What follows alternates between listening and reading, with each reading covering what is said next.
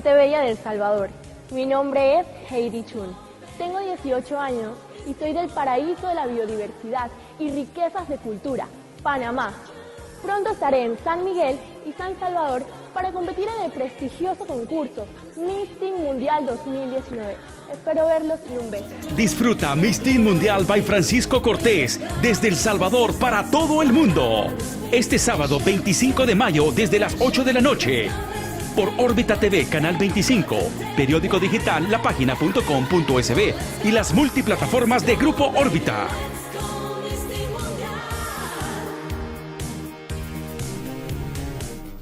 Muy buenas tardes, bienvenidos a Órbita FM, Órbita TV, la página y sus plataformas 360 en redes sociales. Esta tarde en La Mira con Ricardo Sosa ubicamos un tema de actualidad de palpitante vigencia como es la tregua. Esta tarde me acompaña en los estudios y quiero agradecer el aceptar mi invitación al periodista Paolo Luers y al abogado y notario el licenciado Manuel Chacón. Sean bienvenidos, Paolo, Manuel, gracias por aceptar esta invitación para poder intercambiar conceptos sobre este proceso que para nosotros los ciudadanos fue conocido como proceso de pacificación y algún sector periodístico y en otros círculos internos se manejó como tregua. Y quiero iniciar contigo, Paolo. ¿Cuál es la diferencia entre proceso de pacificación y lo que se conoció y hasta este momento se ha manejado como tregua entre pandillas? Esto depende desde qué punto de vista se ve todo el proceso. Si se habla de la política pública del gobierno de Mauricio Funes en el tiempo 2012-2013, entonces estamos hablando de un proceso de pacificación, de reducción de violencia del gobierno que tenía como un componente de dar las facilidades, crear un clima propicio para que la tregua entre las pandillas se mantenía y podía dar como fruto la reducción de homicidios drástica que dio durante 15 meses. Entonces, si lo vemos desde la perspectiva del mero acuerdo que en febrero, marzo del 2012 surgió entre las principales pandillas, las pequeñas se unieron después, entonces estamos hablando correctamente de un proceso de tregua entre las pandillas. El problema es que ha habido muchísima desinformación sobre eso, alguna por confusión y otra también por mala intención. Todavía mucha gente que al final estaban pensando que se trataba en todo eso de una tregua entre el gobierno, las autoridades del gobierno, la policía, por ejemplo, y las pandillas. Y eso es obviamente lo que ha causado tanto malestar en muchas partes de la población contra este proceso. Porque obviamente no puede haber una tregua entre el gobierno y organizaciones criminales. Pero de eso nunca se trató.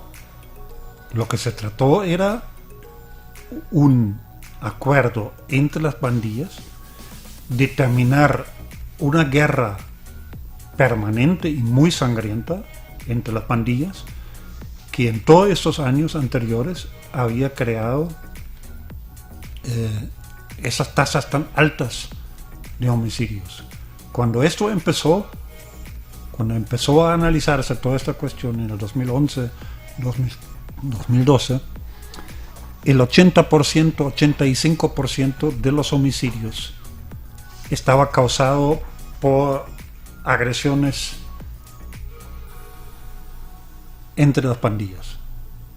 Entonces, claro, si se lograba la tregua que se logró en marzo del 2012 entre las principales pandillas, básicamente un cese al fuego, obviamente tenía que bajar. Esto se ve en esa gráfica. La izquierda, las cosas que son entre verde y amarilla, son los meses, 15 meses durante la tregua estaba funcionando, y todo lo después es hasta el mes pasado, todo lo que pasó como consecuencia de que el gobierno abandonó en el 2013 este proceso y empezó a sustituirlo por otra versión de mano dura. Uno ve entonces que esto causa un pico que nunca hemos tenido en la historia, en el 2015 con más de 6.600 homicidios, y que se ha mantenido relativamente alto. Y si uno ve esto, la línea negra que pasa ahí, la he puesto ahí para ver que todo lo que está encima de esta línea se hubiera podido evitar si se hubiera mantenido las políticas que garantizaban que el promedio de homicidios se quedara así como está ahí la izquierda en la parte amarilla. Interesante. Son 14.000, solamente lo que vemos encima de esa línea. De la línea negra. Son más de 14.000 homicidios. A estos datos quiero incorporar al componente de la mesa, antes de darle la palabra al licenciado Manuel Chacón, que también durante este periodo de estos 15 meses que duró el proceso denominado tregua, el delito de hurto tuvo una reducción de menos 617%, el robo menos 248%, el homicidio menos 1.795, que correspondió a menos 41%, pero este porcentaje comparado 2011 con 2012. Si tomamos desde el 9 de marzo, que fue cuando inició el proceso de pacificación, la reducción incrementa a 52.7 en disminución los homicidios. La extorsión, en cuanto a denuncias, una reducción de menos 359%, el hurto de vehículos menos 175%, el robo de vehículos menos 257%. Estos son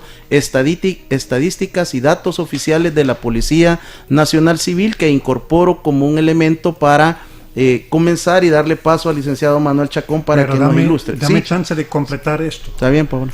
Además, en este periodo, 15 meses de la tregua, no hubo ni un solo policía asesinado, ni un solo soldado asesinado, ni un solo miembro de la seguridad de centros penales asesinado, ni un solo asesinato dentro de los centros penales, ni una fuga dentro de los centros penales, porque todos esos eran acuerdos también que las pandillas se habían comprometido de erradicar todas estas prácticas que obviamente después volvieron a la escena.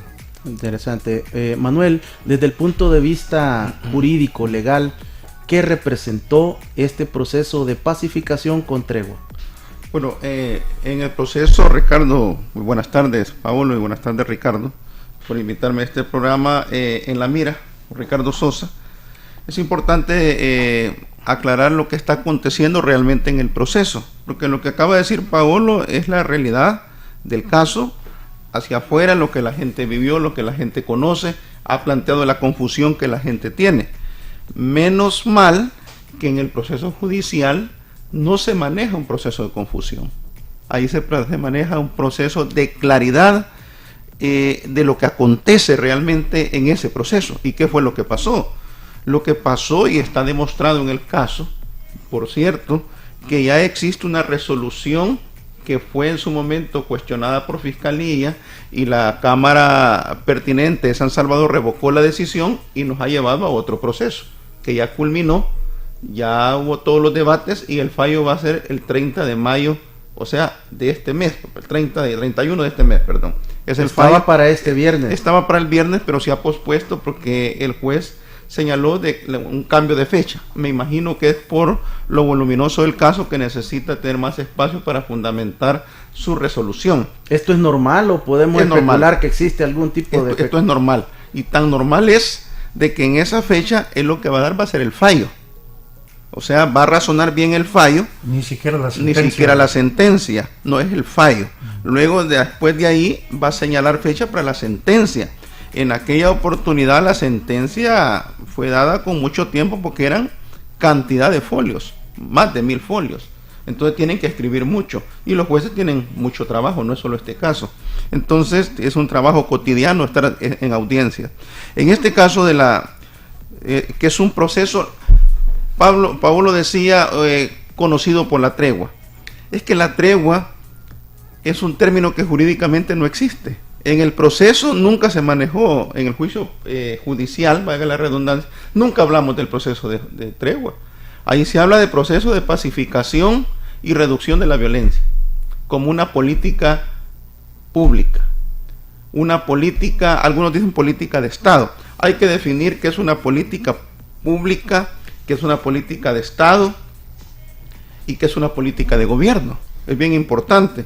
Dentro de las políticas públicas están las políticas de Estado. Las políticas de Estado obviamente son aquellas que perduran en el tiempo, que están hasta en la Constitución de la República incluso.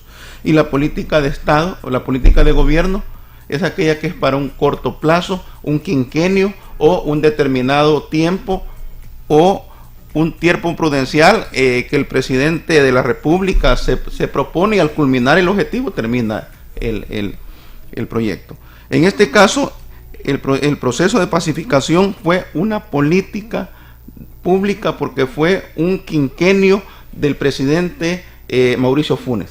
Hay un plan quinquenal que fue el motivo por el cual el juez anterior lo señaló, pero el documento no se incorporó. Fue uno de los elementos por los cuales la Cámara dijo de que revocaba el fallo porque no había un elemento que demostrara que había un plan de gobierno. Ya se presentó. Está agregado eso ya al expediente para demostrar que hay un plan quinquenal y que esto es una política de Estado, una política pública y que era un plan que tenía el gobierno a ejecutar y que fue avalado no solo por el presidente de la República, sino que fue avalado incluso por organismos internacionales, como fue la OEA. Incluso vino a dar su respaldo porque el presidente de la República nominó al ministro de Seguridad de aquel momento, el general Munguía Payés, con plenos poderes plenipotenciarios para que se constituyera en los Estados Unidos a firmar un convenio de cooperación con la Organización de las Naciones de Estados Americanos, que es la OEA. El señor Insulza vino al país a darle seguimiento a este proceso. Montaron una oficina acá de darle seguimiento al proceso de pacificación porque creyeron en él. Visitaron las cárceles. Paolo fue testigo de ello. Hubo entrega de armas. Que en varios lugares que se hicieron. Hubo el hecho más notorio que se hizo ahora donde va a ser la toma de posesión, que es el Parque Barrios. Ahí se hizo una entrega de armas y lo que se ha demostrado en el proceso, que todas las personas que están siendo procesadas, que son alrededor de 19, incluyendo el director de centros penales a la cabeza de ellos, todos actuaron en cumplimiento a una política pública que el presidente de la República les había encomendado a través del ministro de Seguridad de aquel momento. Fue una política en la cual se les instruyó que dieran las facilidades en el proceso de pacificación a los mediadores, a las personas que tenían el acercamiento con las pandillas. No fue de que se tuvo un contacto con ellos, sino que se les facilitó. ¿Qué es facilitar? Se les dio las facilidades para que pudieran tener comunicación con ellos en los distintos centros penales para que estas personas pudieran de alguna manera tratar de persuadir y buscar los objetivos que Paolo ha dicho, que era que cesara esa ola de criminalidad, principalmente la guerra que tenían entre ellos, porque era uno de los elementos fundamentales. Además, una cosa que soy que Paolo la puede ahondar mucho más, es que se comprometieron también al no reclutamiento de nuevos jóvenes, al hostigamiento en las escuelas. Es decir, hubo otros factores que también incidieron para que la población estuviera más tranquila.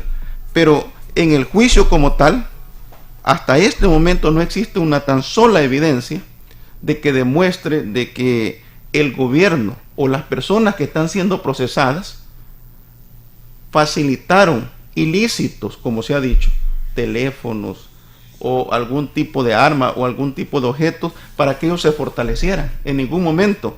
Lo que podemos ver que en ese momento las pandillas no se fortalecieron.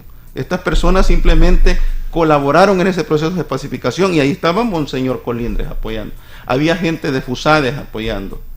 Había gente de Fusades, había gobiernos extranjeros apoyando a través de distintos personeros en el país, incluso la Nunciatura Apostólica estuvo apoyando, la iglesia en El Salvador. Es decir, había una serie de componentes externos que estaban apoyando el proceso y por supuesto el gobierno apoyando a los dos mediadores de aquel momento. Como una política del gobierno del expresidente Mauricio Funes, como mínimo tuvo que haber sido compartida esta directriz al Gabinete de Seguridad y en segundo lugar al Consejo de Ministros. Por eso tampoco podría decirse o justificarse que era un proceso oscuro o poco transparente. Había un Gabinete de Seguridad que es donde se discutían todas las grandes ideas, el cual estaba conformado por el Ministro de Seguridad, el Director de la Policía Nacional, el Organismo de Inteligencia del Estado. Estaba también el director de centros penales, el subdirector de centros penales, y todos aquellos que llegaban a veces los directores de los centros penales correspondientes también. Invitaban personas, incluso en algunas oportunidades llegó el fiscal general de la República, en 2 oportunidades. Eso está demostrado en el proceso. ¿Cuál fiscal? Llegó el fiscal Martínez, llegó en su momento con el fiscal Arriaza, hicieron acto de presencia en aquel momento. Paolo, el trabajo de ustedes o la función de ustedes como facilitadores fue, valga la redundancia, facilitar el trabajo o las actividades entre las pandillas y el gobierno, o ustedes eran facilitadores del proceso entre las pandillas. Los mediadores eran principalmente y en primer plano mediadores entre las pandillas, porque no fue nada fácil de lograr que las pandillas que se habían matado durante años, no solamente aquí, también en Los Ángeles, en sus orígenes, nacieron matándose entre ellos, no fue nada fácil llevarlos a un acuerdo de dejar de matarse entre ellos. Esto necesitaba una labor sistemática, paciente y permanente de mediación. Y no solamente hasta el día que se firmó un documento, no, ahí empezó. A esto había que darle mantenimiento permanentemente. Un mantenimiento que Raúl Mijango a veces lo describió con una imagen que creo que la explica bien. Los mediadores tenían que desactivar permanentemente minas. Todo ese proceso se movió en un campo minado porque los problemas reales, históricos, sistémicos que habían creado toda esta situación, de ninguna manera estaban desactivados. Teníamos la misma exclusión social, teníamos la misma pobreza, teníamos el mismo desempleo de jóvenes. Vaya. Entonces todos esos conflictos estaban ahí. Y lo que los mediadores hicieron para que el acuerdo de no seguirse matando se podría mantener durante 15 meses, permanentemente había que apagar fuegos, desactivar minas. Entonces, era la labor principal de los mediadores, a la cual yo, en apoyo a ellos, me incorporé. En cuanto al gobierno, el gobierno tenía la decisión, y eso era parte de esa política pública definida por el gobierno en el 2012, facilitar este proceso, porque el beneficio era que se calmara la situación de la violencia en los barrios, en los pueblos, en las carreteras, en las escuelas, en el sistema de transporte público, y que se podría teóricamente hacer las intervenciones sociales necesarias para hacer sostenible esto y llegar a las raíces del problema. Vaya. Por eso fue Esto fue la intención, digamos, de esta política pública. ¿Qué significa facilitar? Facilitar empieza, por ejemplo, de que los mediadores tenían libre acceso a los penales. Entonces, si nosotros como mediadores nos hubiéramos simplemente propuesto de hacerlo por las propias pistolas y el gobierno no facilitaba que podíamos en cualquier momento visitar a quien sea necesario en cualquiera de esos penales para hablar con ellos, para apagar fuegos, para desactivar minas, eso no hubiera funcionado, ¿no? Esa era la primera cosa. Y esto apareció permanentemente en el juicio porque la fiscalía lo interpretó de otra manera, ¿no? La fiscalía dijo, el hecho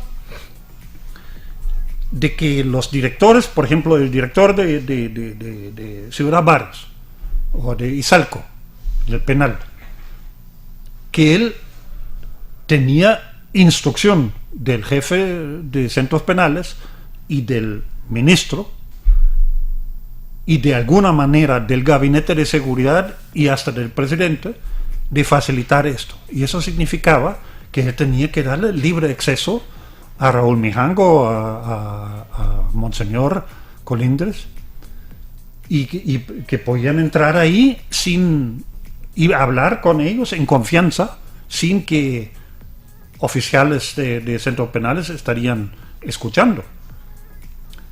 Esto está siendo interpretado por la fiscalía y aparece en la acusación contra, por ejemplo, los directores respectivos de los centros penales.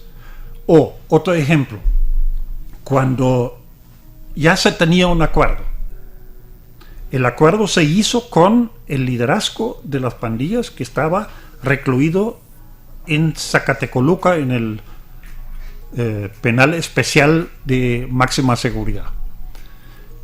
De nada servía este acuerdo si esta gente no podían implementarlo, y para implementarlo se llegó a la conclusión que había que trasladarlos a las otras cárceles donde estaba recluido la gran mayoría de sus sus súbditos, ¿no? Los que dirigían, digamos, de alguna manera las operaciones de las pandillas en las diferentes regiones, ciudades, barrios, estaban recluidos en los centros penales normales. Entonces los dirigentes tenían que llegar ahí para ponerse de acuerdo y poner ellos en línea de implementar este plan de cese de fuego, si no, no hubiera servido para nada. Y en esa, entonces, llegamos al momento, Paolo, donde estos traslados del 9 de marzo no pudieron haber sido ejecutados sin un dictamen del Consejo Criminológico local. Y este dictamen tiene que llevar el aval de un juez. Voy a llegar a esto, pero primero quiero terminar esta idea. Entonces, hubo una decisión política dentro de la política pública ya definida de autorizar este traslado, porque sin esto no hubiera funcionado nada de esto y no se hubiera tenido los beneficios. Bueno, la gente que tú mencionas de los consejos están siendo acusados y amenazados con condenas de cárcel porque ellos hicieron el examen debido que se necesita para un traslado de este tipo, ¿no? Pues sí, pero ellos, eso es que la parte para mí incluso más absurda de toda esa acusación en este caso penal. La ley provee que ningún preso debe estar de manera permanente en las condiciones de máxima seguridad y de aislamiento, porque el mismo legislador sabe que tener a alguien permanentemente en esas condiciones es violación a los derechos humanos y trae los problemas que ya tiene el país con varias instancias de Naciones Unidas de Derechos Humanos. Entonces, la ley provee que esto tiene que ser transitorio. Entonces, la práctica debería ser que si el gobierno decide mantener a alguien durante 1 año, 2 años, 3 años 4 años ahí, esto debería ser la excepción que necesita un dictamen de este Consejo. Justificativo. ¿Va? Entonces, los consejos tienen todo el respaldo de la ley. Cuando no han detectado un problema de comportamiento visible, ¿va?, de autorizar la salida, el traslado a condiciones normales de detención. Si estos dictámenes del Consejo, Manuel, hubieran sido amañados o hubieran sido ordenados por las autoridades del Ministerio de Justicia y Seguridad, al derrumbarse la tregua, se supone que debieron haber existido otro dictamen contrario y regresar a máxima seguridad de acuerdo a la orden de un juez. De hecho, creo que regresaron, creo que lo volvieron a llevar algunos ahí. A todos. Yo no le di seguimiento a ese proceso porque es penitenciario. Lo que quiero decirte, la pregunta con respecto a los consejos criminológicos, ellos emiten resoluciones. Las resoluciones son recurribles. La Fiscalía es parte de los procesos penitenciarios. Ellos podrían recurrir a una resolución que no estén de acuerdo y oponerse, porque el dictamen llega a otra instancia superior de un consejo criminológico. ¿Ah? Luego de regional y nacional. Los consejos hay regional, correcto. Entonces, a ellos prácticamente se les procesó porque dijeron que el dictamen, a juicio de unas personas, estaba hecho de manera muy rápida, que los tiempos habían sido demasiado cortos, alegaban vicios puramente subjetivos y calificaron el documento de falso. Por eso los detuvieron. Realmente fue por un diagnóstico de otro psicólogo. No fue porque el documento, es una cuestión de criterios. O sea, los criterios son subjetivos. Entonces, y las personas hicieron su trabajo y hay un mecanismo de impugnarlos, pero no es el mecanismo de decretar una detención. O sea, yo no creo que porque yo no esté de acuerdo en un dictamen de un psicólogo es falso. Eso no es falso. La cosa es que... Entonces, eso fue lo que pasó ahí. La cosa es que esto deja claro una cosa. Nosotros siempre hemos dicho, yo lo he dicho como periodista y los abogados defensores también lo han dicho, que esto es una persecución política. Y que el gran error de la Fiscalía en este caso es que hacen el intento de penalizar una política pública. Y yo quiero destacar entonces, esto, mira. Porque cualquiera tiene el derecho de decir, yo no estoy de acuerdo que hayan hecho esos traslados, porque yo no creo en todo ese proceso de la tregua. Correcto. Pero esto no vuelve un delito a toda la gente que han participado en la implementación de esta decisión de hacer los traslados. Por ejemplo, los de los consejos. Los consejos han hecho lo que toda la vida hacen y la ley les manda a hacer. Nada más. No ha sido la decisión de ellos. Verbigracia, no estás de acuerdo en un fallo de un juez, puedes apelar, pero no por eso el documento es falso. Y te voy a poner un ejemplo más drástico. Puede ser que el fallo revista ignorancia manifiesta, ¿ah? O haya otro elemento que revista la decisión del juez que sea objetivo de un prevaricato, pero no por eso le va a decretar la detención. Hay que someter a un proceso correspondiente para establecer tal circunstancia, que el documento tiene esa manifestación de un prevaricato como tal, pero no porque yo esté inconforme con una resolución va a ser falso. Eso es lo que pasó en este caso. Esa gente le decretaron la detención simplemente porque Fiscalía le dio credibilidad a otras personas que no estaban de acuerdo con la resolución. Como política de gobierno, como política de 5 años, puede una política triunfar o fracasar. Eso no la convierte en delito. Yo quiero destacar una cuestión, Paolo. No sé si tú tuviste acceso a esto. Yo traté de resumirlo. La Fiscalía hizo una acusación puntual en el caso que ellos denominan tregua. Yo lo llamo proceso de pacificación. Así está en el juicio. O sea, yo he tratado de sacar la esencia del fundamento de la acusación de la Fiscalía. Y dicen ellos acá lo siguiente, esto tomado del requerimiento fiscal. En la reclusión, dice acá, el esfuerzo de los que acusaron, los acusaron por lo siguiente, a todos, es el esfuerzo de forma calculada y premeditada que iba encaminada a robustecer las estructuras con miras a lograr reorganizarse y dotar a sus líderes del control y pleno total. O sea que la fiscalía acusa a todas estas personas es que estas personas estaban con conocimiento previo ya con todos los líderes pandilleriles para efecto de fortalecerlos, y todas las acciones que iban encaminadas, incluso el gobierno, era para fortalecer las pandillas. O sea, es una acusación bastante temeraria en establecer que un presidente, que un ministro, que las autoridades penitenciarias, que los consejos criminológicos, que algunos directores estaban encaminados a fortalecer las pandillas. O sea, me parece inaudito cuando sabemos que es una política pública, y que una política pública, todas estas personas estaban recibiendo instrucciones de cómo tenían que buscar y apoyar ese proceso de pacificación. ¿Cuál fiscalía acusó? ¿La de Luis Martínez o la de Douglas Arquímedes Meléndez? Lo que sucede es que quien instituyó este caso o instauró este caso en contra de estas personas era Douglas Arquímedes Meléndez. Este fue el que inició este proceso.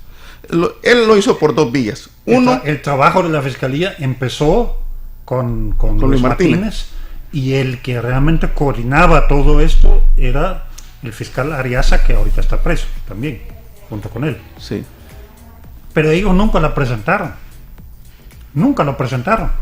a ningún juez, y no lo hubieran, obviamente no tenían la... Es que el objetivo en este caso, en aquel momento, y principalmente de los Arquímedes Meléndez, era David Munguía Payés y Mauricio Funes.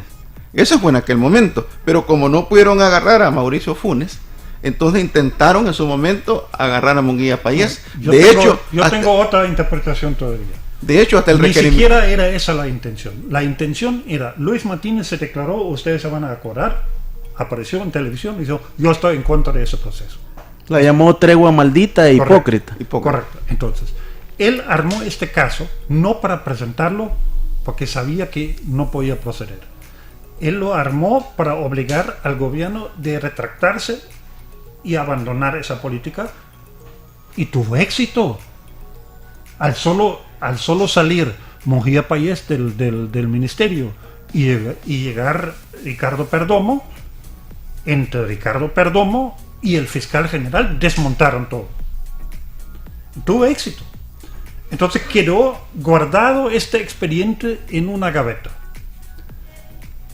Viene el nuevo fiscal y por X razón alguien abre esa gaveta, saca este volado, y entonces me imagino que alguien ha dicho, no, pero este está cabrón, porque ahí este documento acusaba como acusado principal y el cabecilla de toda esa conspiración al general David Munguía Payés.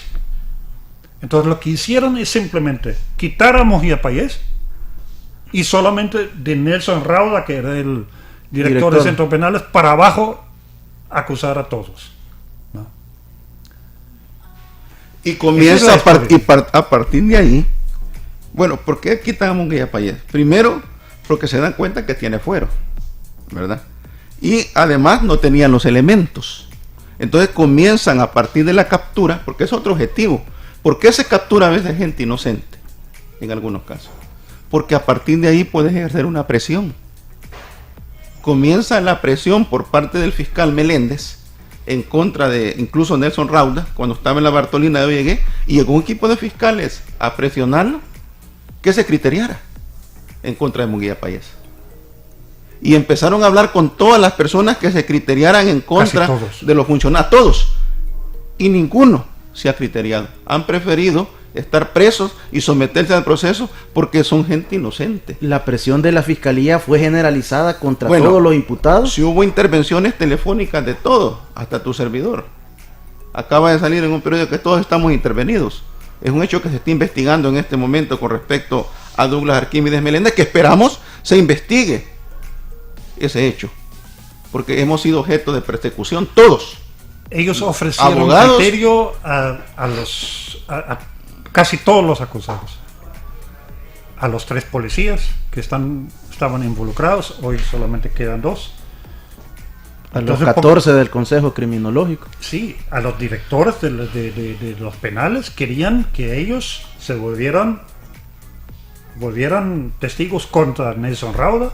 A Nelson lo presionaron que testificara contra Mojía Payés para poderlo incorporar en el proceso. Entonces nadie lo hizo, nadie aceptó. Y hubo dos personas ahí que no les decretaron la detención porque colaboraron con ellos y ni siquiera los llevaron a declarar al juicio. Simplemente los tuvieron como testigos informantes. Uno era el director de la OIE y el otro era el señor Moreno, que fue director de centros penales y viceministro de seguridad.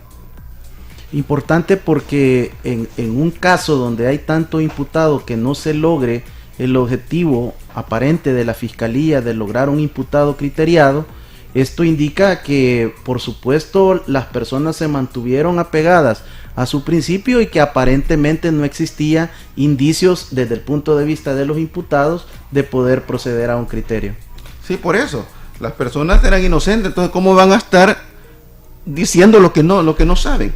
Es que mira, Ricardo, imagínate lo que significa esa construcción que hace la fiscalía en la acusación, en el requerimiento fiscal. Porque todos, menos los del Consejo, están acusados también de agrupaciones ilícitas. Agrupación ilícita. ¿Cuál es la agrupación?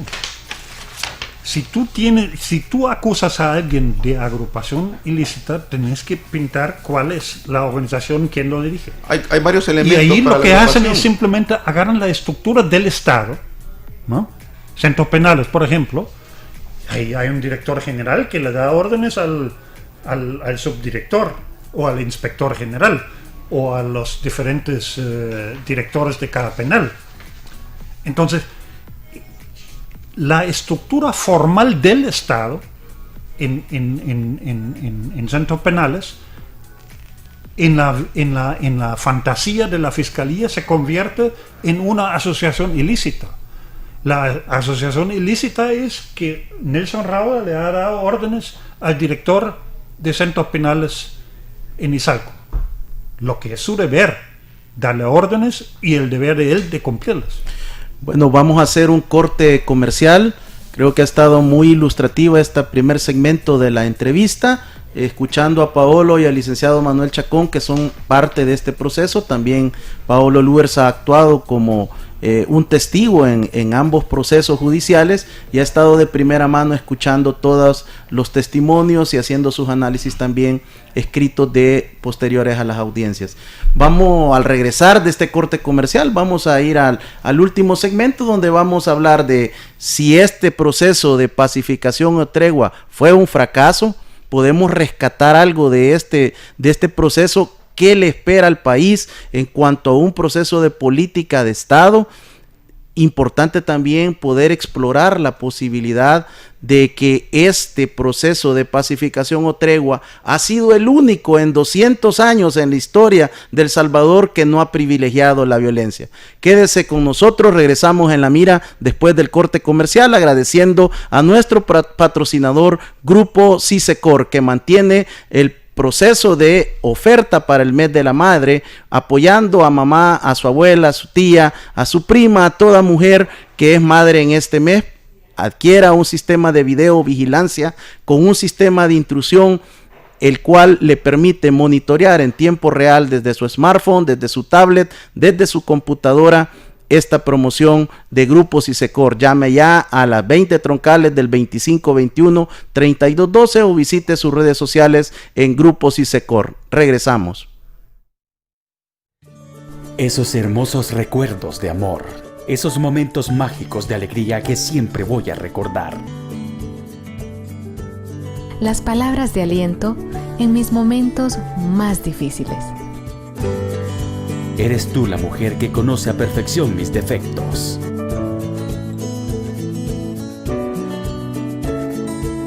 Mujer hermosa, mujer bondadosa, mujer trabajadora.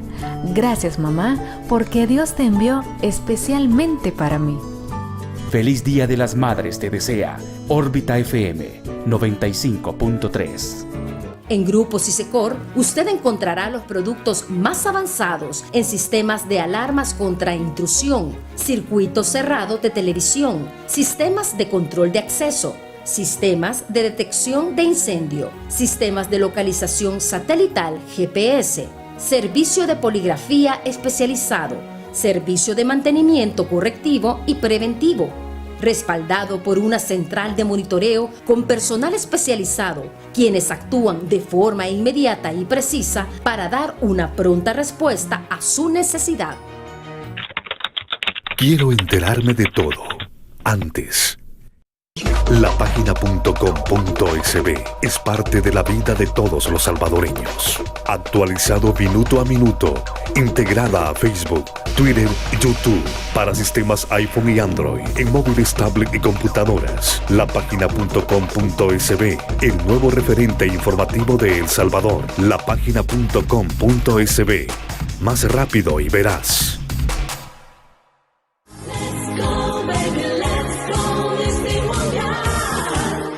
Hola El Salvador, soy Daniela Di Venere, tengo 18 años y soy del Tigre, estado Anzoátegui, Venezuela. Pronto estaré en San Miguel y San Salvador para compartir el Miss Teen Mundial 2019. Hasta pronto El Salvador, nos vemos. Disfruta Miss Teen Mundial by Francisco Cortés desde El Salvador para todo el mundo. Este sábado 25 de mayo desde las 8 de la noche. Por Órbita TV, Canal 25, periódico digital lapagina.com.sb y las multiplataformas de Grupo Órbita.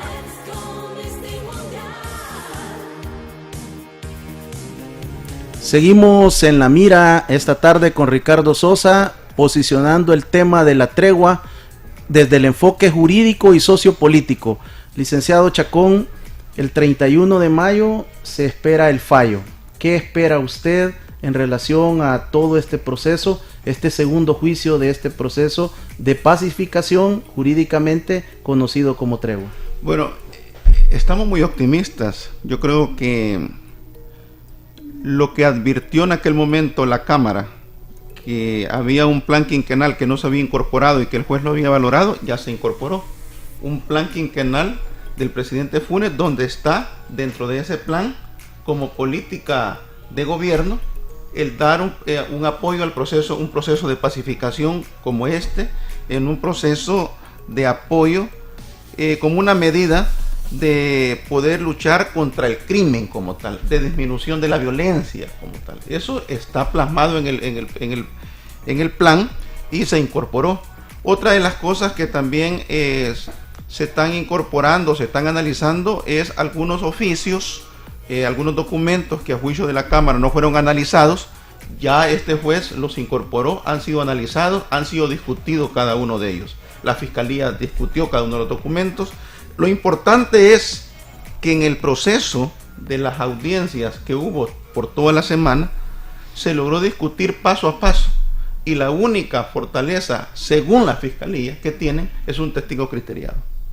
Un testigo criteriado totalmente descalificado.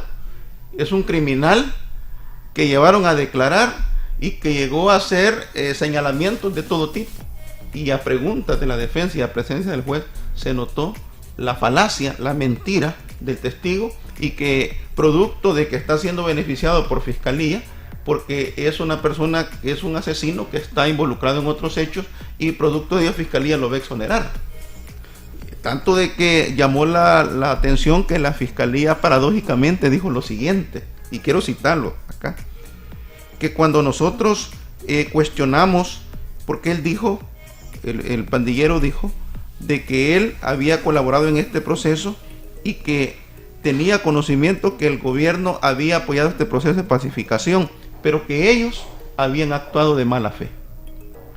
Que ellos estaban conscientes que el gobierno intentó apoyar este proceso, pero que ellos previamente ya habían actuado de mala fe y estaban actuando con la intención de no cumplir. Eso lo dijo él. Y también dijo en ese ámbito de que habló de los partidos políticos, habló de una serie de circunstancias que no quiero entrar al punto. El asunto es que cuando nosotros hacemos la argumentación al juez de que es un testigo mentiroso y que engañó a las autoridades tal como lo dijo él y los demás miembros de las pandillas, la fiscalía dice lo siguiente: yo no sé cómo la defensa viene a argumentar que el gobierno fue engañado por las pandillas. ¿Cómo es posible que le puedan creer a criminales?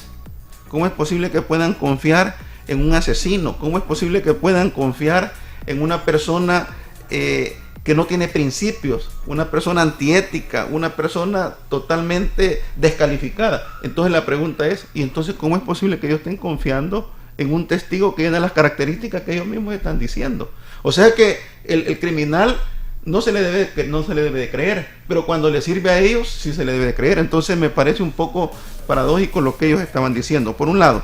Por otro, los delitos que acusa la fiscalía son 3: tráfico de ilícitos, no voy a decir el nombre porque es muy largo, agrupaciones ilícitas, son los 2 hechos más graves, y actos arbitrarios. Ninguno de los 3 hechos se lograron probar, porque se estaba acusando que se habían introducido teléfonos de parte de las autoridades. Eso no se probó, nunca se logró. Que habían teléfonos, eso los han habido desde siempre, no desde ahora. Los actos arbitrarios, que se hicieran algunos dictámenes, que Nelson diera algunas instrucciones a los directores de centros penales, esos no son actos arbitrarios, era parte de la política pública, de la política de gobierno que se está llevando adelante para buscar, digamos, el apoyo a los mediadores.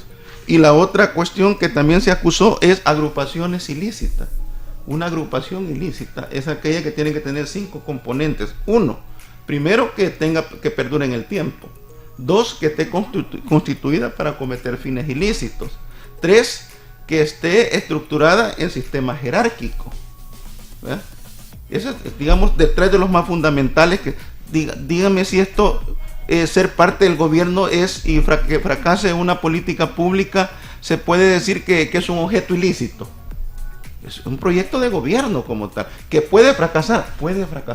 Cualquier política pública puede fracasar. Aquí fracasó, pero hubo mano peluda para que fracasara.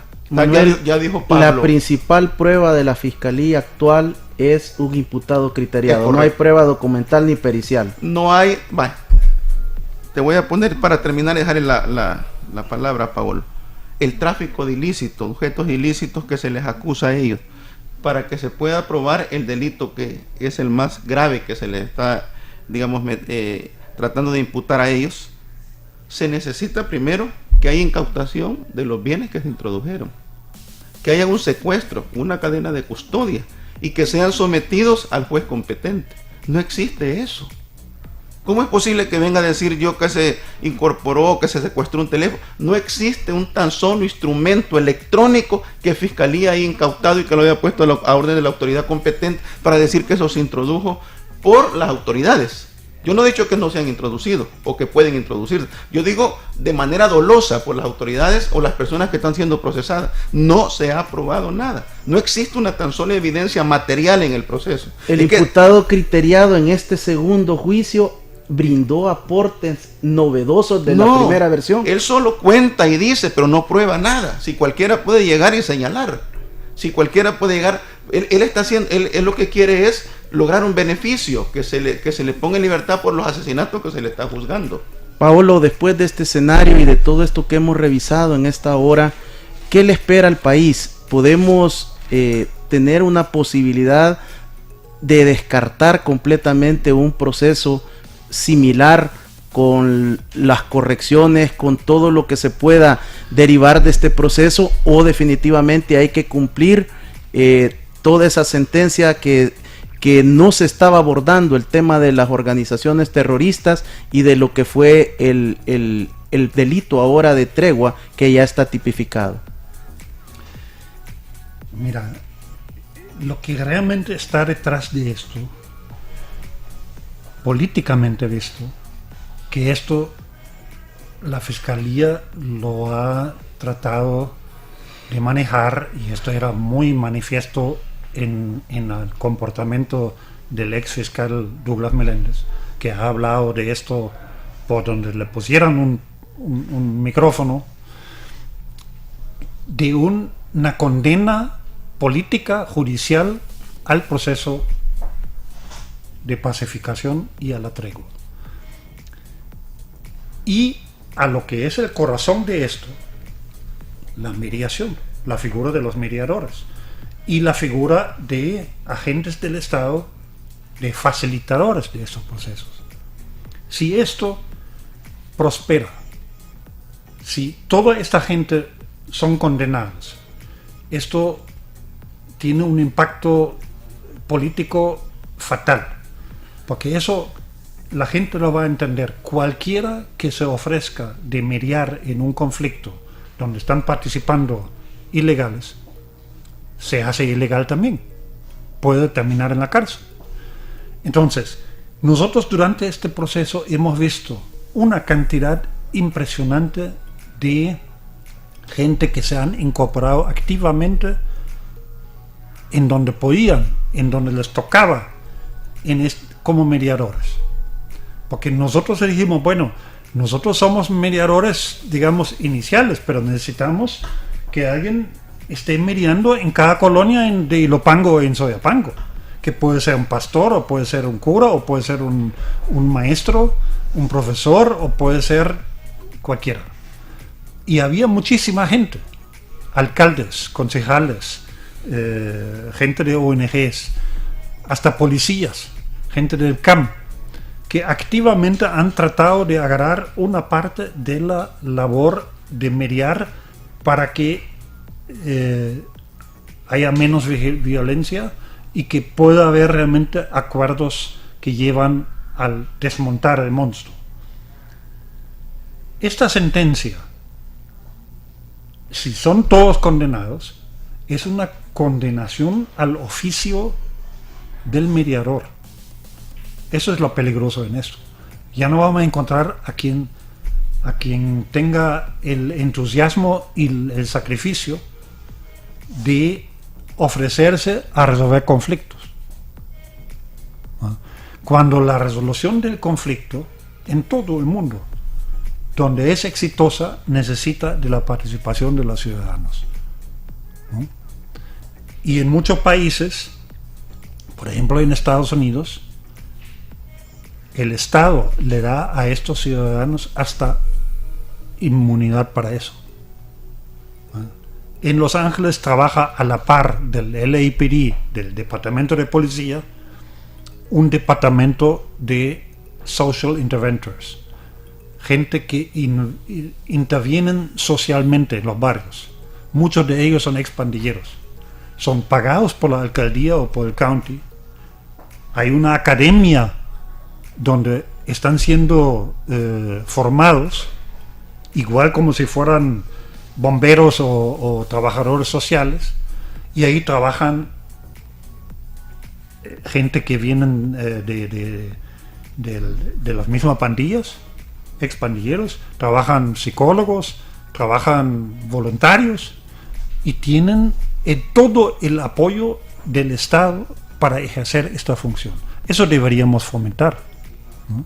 Yo no digo que los mediadores no pueden cometer errores, claro que cualquiera puede cometer un error. Igual comete error el fiscal que toma una decisión no adecuada. Igual puede cometer errores y comete errores el policía que actúa mal en un conflicto. Igual le puede pasar a un mediador. Pero los trabajadores sociales, los mediadores que se meten a tratar de resolver conflictos de la manera no violenta, deberían tener todo el apoyo de la sociedad y del Estado, en vez de estarlos persiguiendo. ¿Volverías a ser mediador, Paolo, en otro proceso? Sí. ¿Convencido? Sí. ¿Qué cambios le harías a este proceso? Bueno, la gran condena que todo el mundo nos ha hecho es que no lo hemos hecho de la manera suficiente transparente. Cosa que yo realmente no entiendo, porque aparte de la fase muy inicial que era conspirativa, y yo creo que tenía que ser así, mi función en todo ese proceso ha sido ser la cara pública de esto, y yo siempre lo he hecho. Yo he asumido mi papel en esto, he explicado qué hacemos, por qué lo hacemos, y con todas las consecuencias, digamos, de sanciones sociales, mediáticas y todo esto que esto tiene. A lo mejor, creo que yo, la próxima vez habría que hacerlo de manera más transparente, más persistente, más participativo. Pero si yo tuviera la posibilidad de otra vez participar y salvar vidas, yo lo haría. Claro. ¿Fracasó la tregua, Paolo? No. Fracasó el gobierno. Fracasó la parte de la facilitación del gobierno, porque al final no tenían el valor de seguir haciendo lo correcto. ¿Cómo visualizas la participación del presidente electo Nayib Bukele? Estamos a 15 días de que él ascienda al poder del Ejecutivo. ¿Qué recomendación le brindarías tú en relación puntualmente a su política de seguridad en relación a las pandillas? Bueno, en general la recomendación que él nombre funcionarios en esa área que entienden que no es a pura fuerza que se pueden resolver problemas de ese tipo. Que eso requiere la aplicación de fuerza, todos lo sabemos. Que eso requiere capturar, condenar criminales, nadie lo está negando. Pero solo con esto, porque nosotros somos un ejemplo para esto. Nosotros somos el país que tiene en Centroamérica, nosotros tenemos más gente en la cárcel que Guatemala, que es mucho más grande. ¿No? Entonces hemos aplicado la fuerza bastante generalizada y no resolvemos el problema. ¿Qué opinión te merece el plan Cuscatlán en el componente de seguridad del presidente electo? Para mí no es suficiente claro. Espero que ellos tengan la capacidad de no cometer los mismos errores. Sería una sorpresa grata si eso pasa. Eso depende de escoger la gente correcta y también del valor de convencer a la sociedad que tiene que cambiar de actitud frente a ese problema. Manuel, quiero agradecerte, aceptar la invitación y tu despedida de la radio audiencia. Bueno, muchas gracias por haber invitado a este programa con Paolo y compartir contigo. Esperamos comentar más adelante el resultado de la resolución después del 31, teniendo los elementos jurídicos que se van a conocer en ese fallo judicial el 31 de mayo. Muchas gracias, porque sé que tenías ya casi 5 años de no asistir a una entrevista y creo que ha sido un muy buen conversatorio. Igual, Paolo, muchas gracias por aceptar mi invitación, venir a compartir a esta exposición que ilustra a todos los radiovidentes de En la Mira con Ricardo Sosa. Gracias.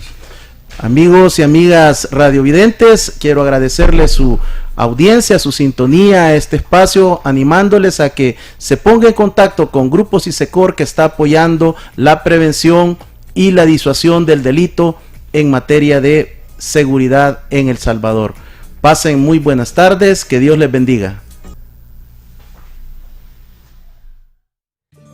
Esos hermosos recuerdos de amor, esos momentos mágicos de alegría que siempre voy a recordar. Las palabras de aliento en mis momentos más difíciles. Eres tú la mujer que conoce a perfección mis defectos.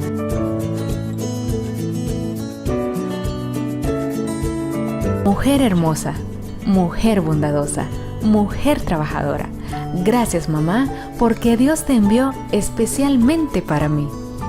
Feliz Día de las Madres te desea Órbita FM 95.3.